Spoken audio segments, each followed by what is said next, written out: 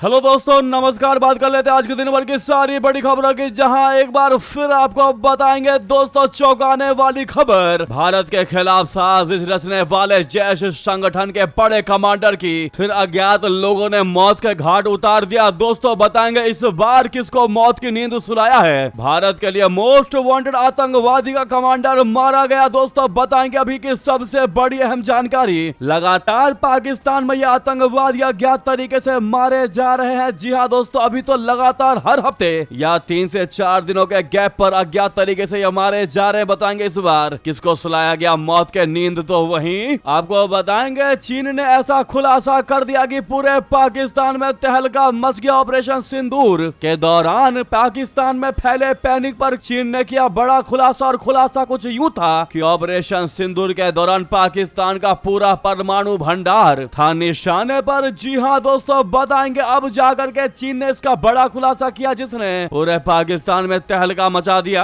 बताएंगे चीन का ये बड़ा खुलासा चीन की जुबानी। तो वहीं दोस्तों एक्टिव मोड में दिखा ईरान। विदेश मंत्री अरागची ने जयशंकर जी को मिला दिया फोन। आखिर किस मुद्दे पर हुई बात। तो वहीं दोस्तों अमेरिका और ईरान के बीच बवाल अब एक खतरनाक मोड़ पर पहुंच गया। इस खुलासे ने फिर एक बार पूरी दुनिया में तहलका मचा दिया। ईरान पर फिर शॉर्ट और पावरफुल अटैक करने जा रहा है अमेरिका। लीक हुई भयानक प्लानिंग। 2000 से अधिक यूएस सैनिकों का डेटा हुआ लीक। अमेरिका और ईरान के बीच नए वॉर की बड़ी जानकारी। जैसे ही यह जानकारी का खुलासा हुआ, वैसे ही दोस्तों व्लादिमीर पुतिन और ट्रंप में बातचीत फोन पर 90 मिनट तक चली है। बताएंगे क्या बातचीत हुई पुतिन की और ट्रंप की। तो वहीं केरल, असम, पुडुचेरी, तमिलनाडु और पश्चिम बंगाल के आगे एग्जिट पोल दोस्तों क्या कहती है। इन चुनावों को लेकर किसकी बनने वाली है सत्ता, कहां पर कौन मार रहा है बाजी। सबसे पहले आपको एक्सक्लूसिव जानकारी बताएंगे, खास करके पश्चिम बंगाल से जुड़ी, जहां पर क्या पश्चिम बंगाल में ढह जाएगा ममता बनर्जी का किला। क्या बीजेपी बम्पर वोट के साथ इस बार जीतेगी पश्चिम बंगाल का इलेक्शन। एक से एक बेहतरीन जानकारी आपको विस्तार से बताने वाले हैं। बस आप वीडियो के अंत तक बने रहिएगा। और खबरों में आगे बढ़ने से पहले दोस्तों, अगर आप भी मानते हैं कि भारत के जितने भी दुश्मन है और जो भारत के लिए मोस्ट वांटेड आतंकवादी है, इन सबको चुन चुन कर वाकई में मारा जाना चाहिए। चाहे कोई भी इनको मार रहा हो, लेकिन भारत के लिए अच्छा ही हो रहा है, इनकी मौत होनी चाहिए। तो वीडियो को लाइक करके, चैनल को सब्सक्राइब करके, बेल आइकन दबा के कमेंट में जय हिंद अवश्य कहिएगा। बात करते हैं पहली सबसे बड़ी खबर की, जहां पाकिस्तान में एक और आतंकी की संदिग्ध मौत की खबर सामने आई है। जैश ए मोहम्मद के टॉप आतंकी कमांडर मौलाना सलमान अजहर की बहावलपुर में संदिग्ध हालत में मौत हो गई है। दोस्तों भारत के खिलाफ साजिश रचने वाले जैश संगठन के बड़े कमांडर की मौत आतंकी संगठन के लिए बड़ा झटका साबित हो सकती है। दावा किया जा रहा है कि उसे किसी अज्ञात वाहन ने इस बार टक्कर मारी और उसकी मौत हो गई। दोस्तों जिस गाड़ी पर ना तो नंबर प्लेट था ना कुछ, और अब तक पाकिस्तान की पुलिस इसको नहीं पकड़ पाई। बता दें जानकारी के मुताबिक सलमान अजहर का अंतिम संस्कार 29 अप्रैल को शाम 4 बजे मार्कज सुभान अल्लाह बहावलपुर में किया गया है, जहां सैकड़ों की तादाद में लोग इकट्ठा हुए। पिछले साल जून में इसी तरह की घटना में जैश ए मोहम्मद के एक टॉप कमांडर मौलाना अब्दुल अजीज एजार पाकिस्तान के पंजाब जिले में रहस्यमयी हालात में मरे हुए पाए गए थे। ऐसा कई मीडिया रिपोर्ट्स में बताया गया है। एजार की मौत का वीडियो भी कई विदेशी मीडिया में सामने आया था। वो भारत में हुए कई बड़े आतंकवादी हमलों का मास्टरमाइंड था। दोस्तों अब्दुल अजीज एजार की मौत 2 जून 2025 को हुई थी। वो पाकिस्तान के पंजाब प्रांत के भक्कर जिले के कल्लूर कोट के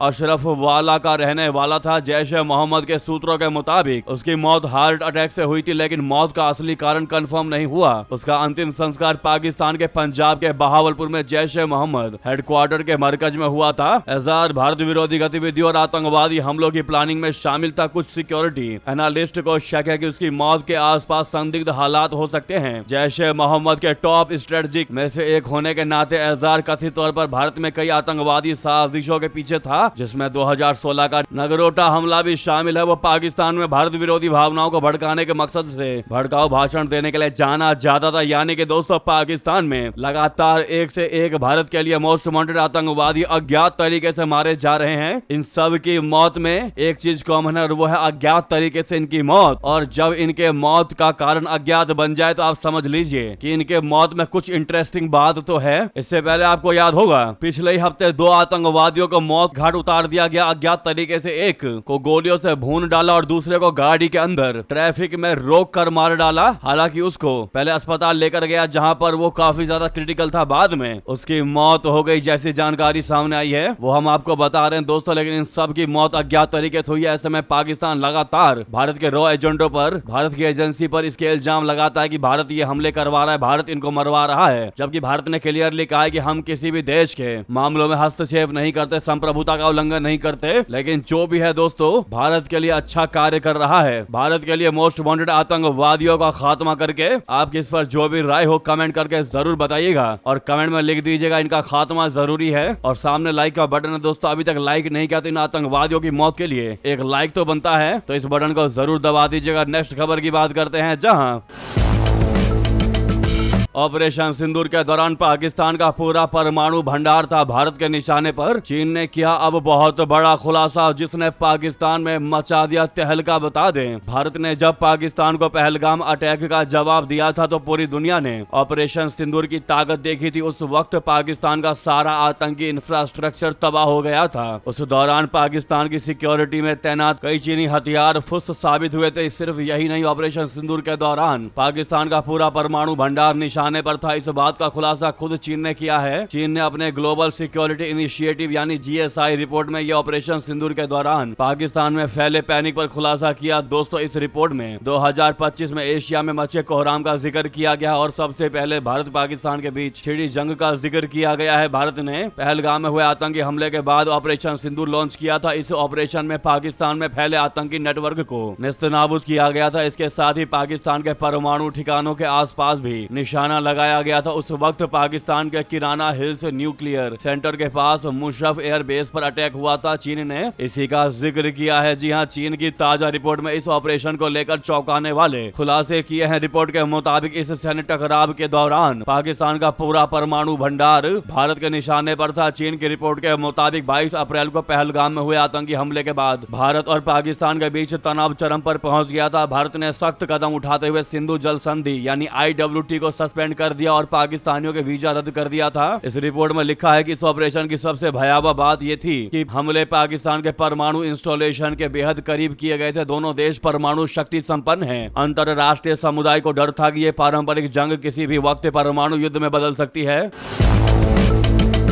रिपोर्ट में यह भी लिखा है कि अमेरिका ने दोनों देशों के पीस शांति ब्रोकर की भूमिका निभाई थी, जिससे भारत ने हमेशा इनकार किया है। भारत ने कई बार यह साफ किया है कि पाकिस्तान ने खुद DGMOs को फोन किया था और गिड़गिड़ाकर सीज फायर की अपील की थी। बता दें कि जब भारत के ऑपरेशन सिंदूर ने पाकिस्तान के परमाणु ठिकानों के चारों ओर घेराबंदी कर दी, तब पाकिस्तान के पास मदद के लिए सिर्फ बीजिंग का ही रास्ता बच गया था। चीन ने पाकिस्तान की मदद करने के लिए पर्दे के पीछे से बड़ी भूमिका निभाई थी। दोनों देशों के बीच पहले ही हथियारों को लेकर डील है, लेकिन जब भारत के सामने चीन के एक एक हथियार फेल होने लगे तब चीन ने अपने सैटेलाइट के जरिए भारतीय सेना के अटैक मूवमेंट की जानकारी लीक करने की कोशिश की थी ताकि वो अपने परमाणु हथियारों को सुरक्षित स्थानों पर शिफ्ट कर सके। जी हां दोस्तों, अंतर्राष्ट्रीय मंचों पर चीन ने पाकिस्तान का बचाव किया और भारत पर एक तरफा कार्रवाई का आरोप लगाकर दबाव बनाया। इस अटैक के दौरान चीन ने पाकिस्तान को अपने अत्याधुनिक सुरक्षा उपकरण और रडार सिस्टम मुहैया कराए ताकि भारतीय मिसाइलों को ट्रैक किया जा सके। भले ही 10 मई की शाम को भारत पाकिस्तान के बीच युद्ध विराम हो गया, लेकिन इस ऑपरेशन ने पाकिस्तान की कमर तोड़कर रख दी थी। पाकिस्तान को यह समझ आ गया कि उसके परमाणु ठिकाने भी अब भारत की पहुंच से बाहर नहीं है। इस डर की वजह से पाकिस्तान को अपने परमाणु प्रोटोकॉल में भारी बदलाव करने पड़ गए। युद्ध की तैयारी और सिंधु जल संधि जैसे भारतीय प्रतिबंधों की वजह से पाकिस्तान की अर्थव्यवस्था डगमगा गई। पूरी दुनिया में पाकिस्तान की छवि एक ऐसे देश की बनी जो अपने परमाणु भंडार की सुरक्षा करने में भी स्ट्रगल कर रहा है, संघर्ष कर रहा है। तो ये थी पूरी कहानी, पूरा दावा, बड़ा खुलासा जो चीन ने बताया है कि कैसे उसने पाकिस्तान की हेल्प की, वरना भारत उसको बर्बाद कर देता और ये युद्ध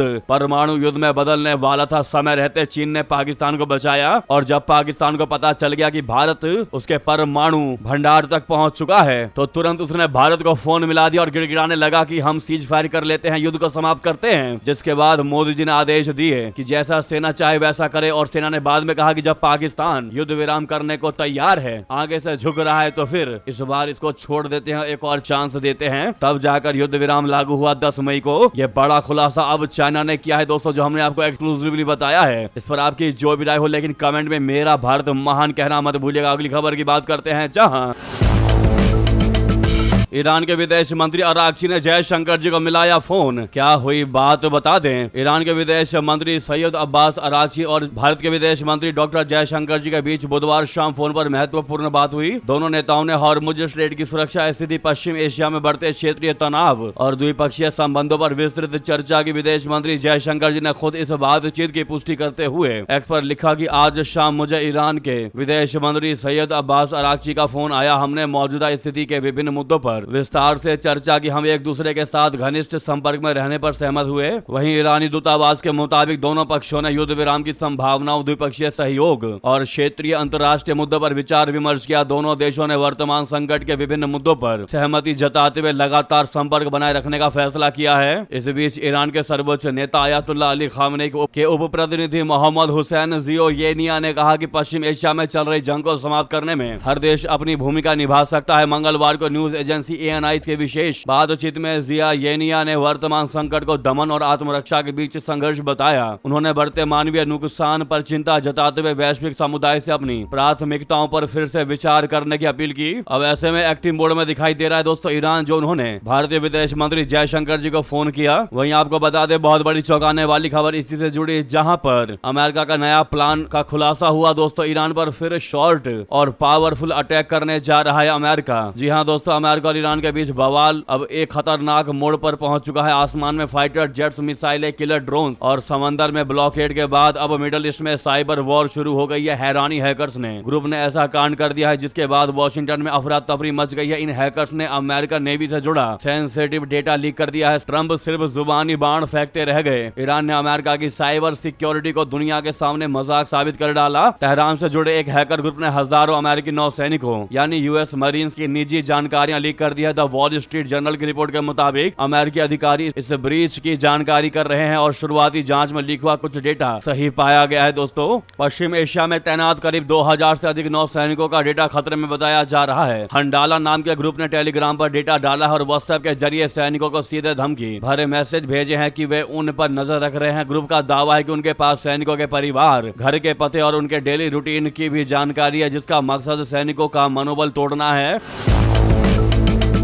तो वहीं दोस्तों, ईरान जंग खत्म कराने पुतिन भी उतरे मैदान में। ट्रंप से खुद की बात, यूक्रेन पर भी बम्पर ऑफर दिया। जी हां, दुनिया में मचे कोहराम के बीच रूसी राष्ट्रपति व्लादिमीर पुतिन और अमेरिकी राष्ट्रपति डोनाल्ड ट्रंप के बीच फोन पर लंबी बातचीत हुई। ये बातचीत 90 मिनट तक चली। क्रेमलिन की माने तो पुतिन अब ईरान और पश्चिमी देशों के बीच जारी परमाणु जंग को खत्म कराने के लिए खुद मैदान में उतर गए हैं। इस बातचीत में न केवल ईरान के परमाणु खजानों को लेकर समाधान पेश किए गए, बल्कि यूक्रेन युद्ध को रोकने के लिए भी पुतिन ने एक ऐसा ऑफर दिया है जिसे बम्पर माना जा रहा है। मिडल ईस्ट में इस वक्त सबसे बड़ी सिरदर्दी ईरान का परमाणु कार्यक्रम है। अमेरिका और इजराइल किसी भी कीमत पर ईरान को न्यूक्लियर पावर बनते नहीं देखना चाहते और सच तो यह है कि तेहरान अब इसके बेहद करीब पहुंच चुका है। ऐसे में पुतिन ने कॉल करके ट्रंप को एक ऐसा जादुई हल दिया है जिसने सबकी भौहें तान दी है। ट्रंप और पुतिन के बीच जो बात हुई है, ऐसे में कहा जा रहा है कि पुतिन ने ट्रंप के सामने कुछ बेहद ठोस विचार रखे हैं। मुमकिन है कि रशिया अब ईरान के इन रिच्ड यूरेनियम को ठिकाने लगाने या उसे डिसॉल्व करने की जिम्मेदारी खुद लेने को तैयार हो जाए। अगर ऐसा होता है तो यह ईरान और इजराइल के बीच बढ़ती तनातनी को खत्म करने की दिशा में सबसे बड़ा कदम होगा। पुतिन की यह मध्यस्थता न केवल ईरान पर से दबाव कम कर सकती है, बल्कि दुनिया को एक और बड़े युद्ध की आग में झुलसने से बचा सकती है। सिर्फ ईरान ही नहीं, पुतिन ने यूक्रेन के मोर्चे पर भी ट्रंप को चौंका दिया है। क्रेमलिन के एक टॉप अफसर ने खुलासा किया है कि पुतिन ने ट्रंप को यूक्रेन में अस्थायी युद्ध विराम को ऑफर दिया है। पुतिन चाहते हैं कि अगले महीने होने वाली वित्तीय विश्व युद्ध की समाप्ति की एनिवर्सरी के सम्मान में कुछ दिनों के लिए बमबारी रोक दी जाए। यह प्रस्ताव सुनने में जितना सीधा लग रहा है, कूटनीति के लिहाज से उतना ही बड़ा है। अगर ट्रंप इस पर राजी होते हैं तो महीनों से चल रहे खूनी संघर्ष में पहली बार शांति की कोई उम्मीद जगेगी। इसे एक बड़ी कूटनीतिक जीत के तौर पर देखा जा रहा है, क्योंकि यह प्रस्ताव खुद पुतिन की तरफ से आया है। दोस्तों, वहीं आपको बता दें,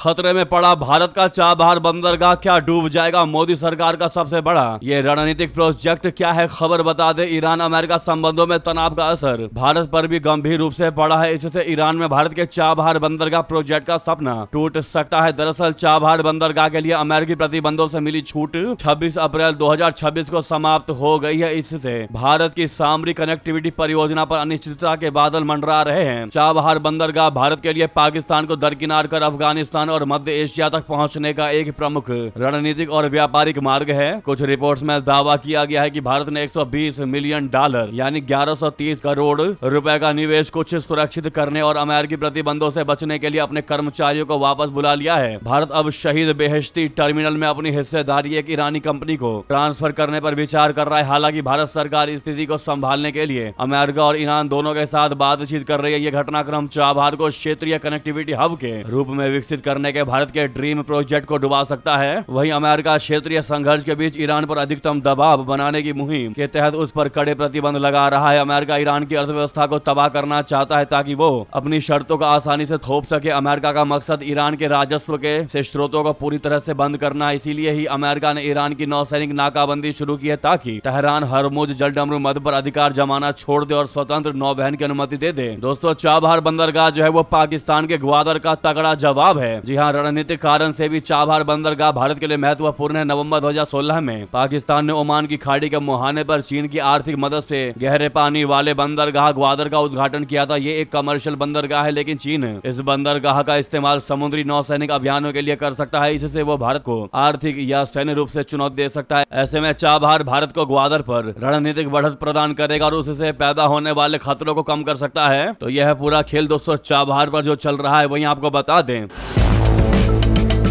अगले महीने भारत आएंगे रूसी विदेश मंत्री लावरोव। द्विपक्षीय संबंधों पर होगी चर्चा, ब्रिक्स बैठक में भी लेंगे हिस्सा। जी हां, रशिया के विदेश मंत्री सर्गेई लावरोव 14 से 15 मई को भारत के दौरे पर रहेंगे। लावरोव नई दिल्ली में आयोजित होने वाली ब्रिक्स विदेश मंत्रियों की बैठक में भी हिस्सा लेंगे। इसकी अध्यक्षता इस बार भारत कर रहा है। रूसी विदेश मंत्रालय की प्रवक्ता मारिया ज़खारोवा ने बुधवार को ब्रीफिंग के दौरान इस महत्वपूर्ण यात्रा की आधिकारिक घोषणा की। अपनी यात्रा के दौरान लावरोव भारतीय विदेश मंत्री जयशंकर जी के साथ उच्च स्तरीय द्विपक्षीय बैठक भी करेंगे। ज़खारोवा के मुताबिक बैठक में सितंबर में होने वाले 18वें ब्रिक्स शिखर सम्मेलन की तैयारियों और वैश्विक शासन को मजबूत करने पर विशेष चर्चा होगी। इसके अलावा दोनों नेता व्यापार, विज्ञान और आर्थिक सहयोग के साथ साथ सालाना द्विपक्षीय बैठकों के एजेंडे की समीक्षा करेंगे। ऐसे में लावरोव जी को most welcome to India comment में अवश्य कह दीजिएगा। वहीं बता दें, जनरल द्विवेदी जी का अमेरिका दौरा, भारत अमेरिकी सैन्य साझेदारी को मिला नया आयाम। दोस्तों भारत और अमेरिका के सैन्य रिश्ते लगातार मजबूत हो रहे हैं। मिलिट्री रिश्तों को एक बड़ा बढ़ावा देते हुए chief of army staff general Upendra Dwivedi ji ने 23 अप्रैल को पेंटागन का दौरा किया, जिससे दोनों सेनाओं के बीच स्ट्रेटेजिक सहयोग मजबूत हुआ है। जनरल द्विवेदी जी 20 से 23 अप्रैल तक अमेरिका के ऑफिशियल दौरे पर थे। ये दौरा पेंटागन में खास कार्यक्रम में इर्द गिर्द रहा। यहाँ जनरल द्विवेदी ने अमेरिका के army secretary Daniel P Driscoll से बातचीत की और अमेरिकी आर्मी के acting chief of staff general Christopher LaNeve से भी मिले। बातचीत में दोनों देशों के बीच डिफेंस कॉर्पोरेशन बढ़ाने, मिलिट्री टू मिलिट्री एंगेजमेंट बढ़ाने और ट्रेनिंग कैपेबिलिटीज डेवलपमेंट और जॉइंट ऑपरेशन में सहयोग के नए रास्ते तलाशने पर फोकस रहा। दोनों पक्षों ने उभरती सिक्योरिटी चुनौतियों से निपटने में इंटर ऑपरेटिबिलिटी और जॉइंटनेस के महत्व पर भी जोर दिया।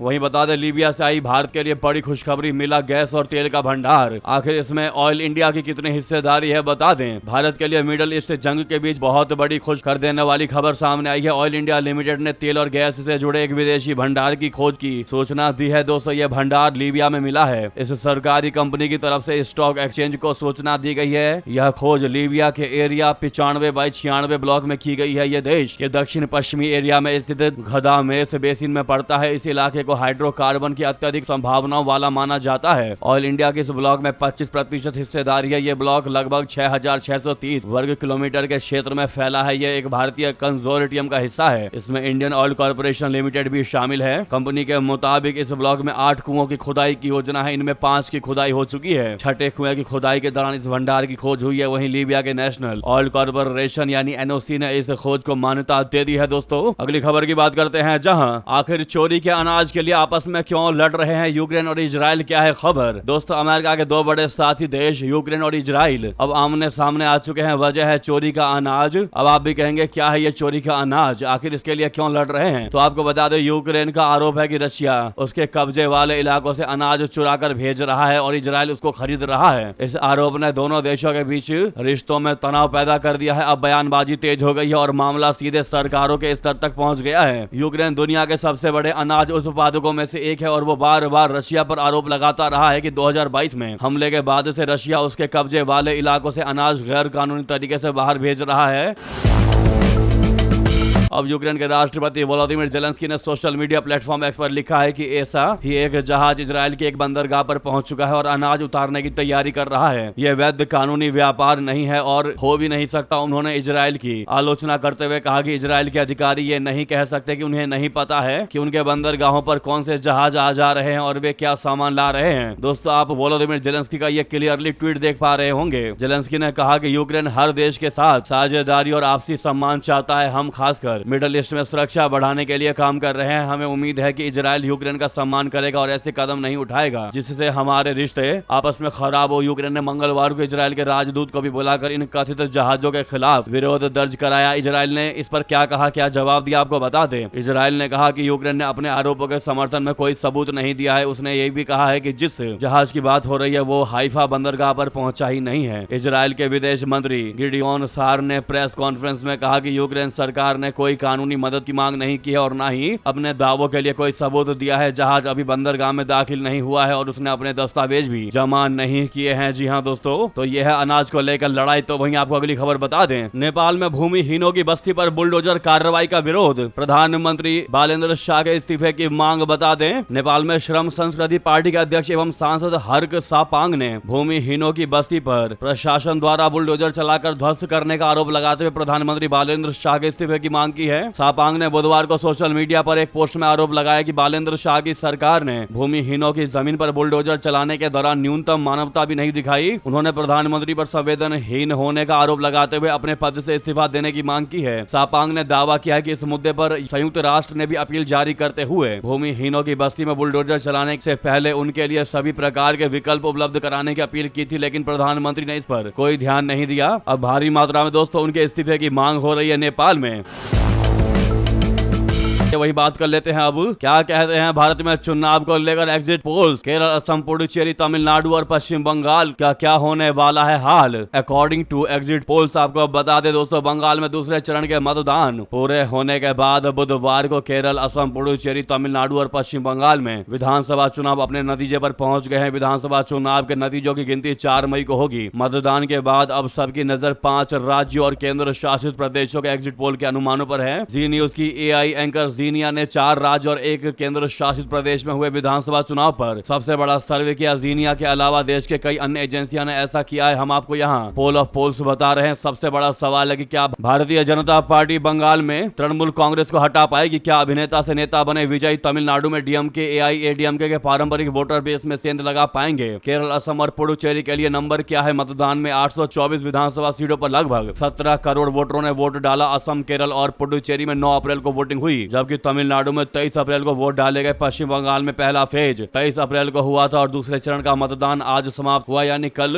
29 अप्रैल को समाप्त हुआ। दोस्तों आंकड़े हम आपको सामने स्क्रीन पर दिखा रहे हैं। पश्चिम बंगाल विधानसभा चुनाव की बात करें तो जीनिया एग्जिट पोल में 129 से 145 सीट टीएमसी को मिल रही है, जबकि बीजेपी को 144 से 160 और अन्य को 1 से 5, जहां पर क्लियरली भारतीय जनता पार्टी ने टीएमसी को उखाड़ करके फेंका है। दोस्तों वही मैट्रिक्स एग्जिट पोल की बात करें तो टीएमसी को 125 से 140, बीजेपी को 146 से 161, अन्य को 6 से 10, यानी कि यहाँ भी बीजेपी की बम्पर जीत दिखाई दे रही है। वहीं चाणक्य स्ट्रेटजीज एग्जिट पोल की बात करें तो टीएमसी को 130 से 140, बीजेपी को 150 से 160, अन्य को 6 से 10। जी हाँ दोस्तों, यहाँ भी बहुत तगड़े तरीके से बाजी मारती दिखाई दे रही है भारतीय जनता पार्टी। दोस्तों बाकी सारे एग्जिट पोल आप देख लीजिए, हर एक एग्जिट पोल में भारतीय जनता पार्टी पश्चिम बंगाल में इस बार बाजी मार रही है और वो भी ऐसा वैसा नहीं, काफी ज्यादा सीटों का अंतर दिखाई दे रहा है दोनों के बीच में।